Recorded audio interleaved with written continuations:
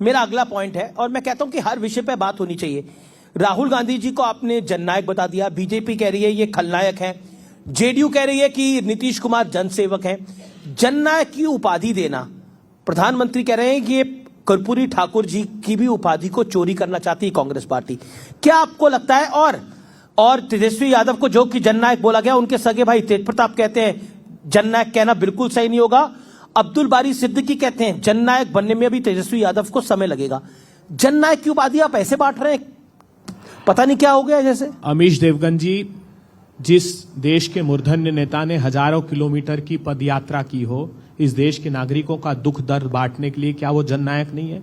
इस देश के उस नेता ने हर समय जब सरकार को आगाह किया कि प्रधानमंत्री जी इनइक्वालिटी बढ़ रही है, 1% लोगों के पास 40% संसाधन पहुंच रहे हैं, आप उनकी रक्षा कीजिए। एक मिनट सुनिए ना अमीश देवगन जी, जब एक नेता ये कहता है प्रधानमंत्री जी किसानों की आमदनी 27 रुपए और आपके धन्ना सेठ की 1600 करोड़ रुपए रोज हो रही है, उसका संज्ञान लीजिए। कोविड की महामारी में वो अवगत कराता है प्रधानमंत्री जी को। वो कहता है कि इस देश की जो बैकबोन एमएसएमई है वो कोलैप्स हो रहा है। प्रधानमंत्री जी, आप मुट्ठी भर सिर्फ 5 लोगों के हाथ में मोनोपोली स्टेब्लिश कर रहे हैं, तो वो जननायक की उपाधि पाने लायक है? मैं गंभीर सवाल खड़ा करता हूं। आप कह रहे हैं वो जननायक की उपाधि, क्या कर्पूरी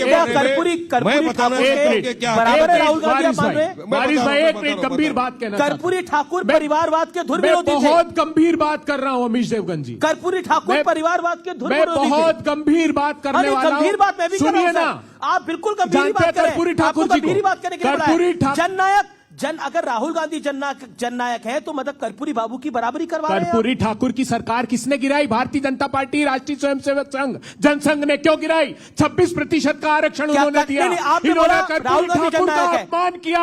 ये बिहार का हुआ इस बारे में। इनको हक नहीं है कर्पूरी ठाकुर का नाम लेने का। कर्पूरी ठाकुर के अमीश देवगन जी, कर्पूरी ठाकुर, आप सच सुनना नहीं चाहते, आप सच सुनना नहीं चाहते अमीश देवगन जी। कर्पूरी ठाकुर जी के स्वप्न को चूर चूर किया। कर्पूरी ठाकुर जी ने के रिजर्वेशन के स्वप्न को चूर किया। उन्होंने कहा कि समाज के अंतिम पंक्ति में खड़े हुए लोगों को न्याय दीजिए। कौन पूछेगा? यही तो बात राहुल गांधी जी कह रहे थे। राहुल गांधी जी क्या कह रहे थे? तेजस्वी यादव से अगर राहुल गांधी को ये लोग जननायक बोलते हैं तो आपको आपत्ति क्या है? मैं बता रहा हूँ। जेडीयू को आपत्ति? अरे मैं बता रहा हूँ, आपके नेता कहते हैं खलनायक है। अरे भाई, जो खलनायक है उनको तकलीफ। मैं बता रहा हूँ क्या आपत्ति है। आप तेजस्वी यादव से लालू का नाम हटा लीजिए। तेजस्वी को कौन पूछेगा? उनका बड़ा भाई नहीं पूछ रहा है। पहली बात, ये दोनों पारिवारिक, तुम कहते थे कि तेरे ये दोनों पारिवारिक उन्होंने 5 लाख देश और प्रदेश कार्यकाल में, देश और प्रदेश में परिवारवाद और भ्रष्टाचार का सबसे बड़े एग्जाम्पल है। और सच्चाई क्या है? विशुद्ध रूप से दोनों न नायक हैं न जननायक हैं, विशुद्ध रूप से नालायक है। ये दोनों क्या है मैं बताना चाहता हूं। अमित मैं बताऊंगा। जननायक में राहुल गांधी को जरूर मानता हूं, लेकिन देश विरोधियों का, पाकिस्तान के प्रेमियों का, ये पाकिस्तान के जननायक है। मेरी तो सलाह है, पाकिस्तान में जिस तरह से राहुल गांधी जी के तालिबानियों के तलवे चाहते हैं, यहाँ पे तो हारते सिकुड़ते कांग्रेस।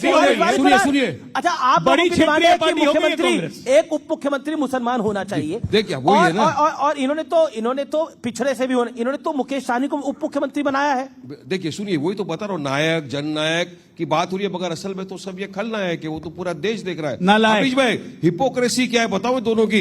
देखो बीजेपी से तुमको कोई उम्मीद ही है नहीं कि कभी ये मुसलमान को कभी टिकट देंगे, क्योंकि आजादी के बाद से अब तक पहली मर्तबा ऐसा हुआ है कि कैबिनेट में कोई मुसलमान मंत्री ही नहीं है, तो इनसे उम्मीद नहीं। और इनके साथ के जो संगठन में जेडीयू, उन्होंने तो और प्रमोशन कर दिया। पिछली मर्तबा 11 मुसलमानों को दिया था, इस मर्तबा वो आ गए सिर्फ 4 के ऊपर। अब इनसे जो अपेक्षा थी, अब इनकी हिपोक्रेसी देखिए।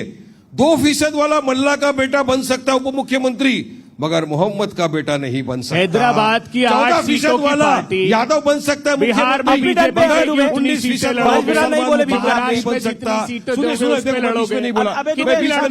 आंध्रा में इंपॉर्टेंट बात बोलने जा रहा हूँ। 19% वाला मुसलमान क्यों नहीं बन सकता?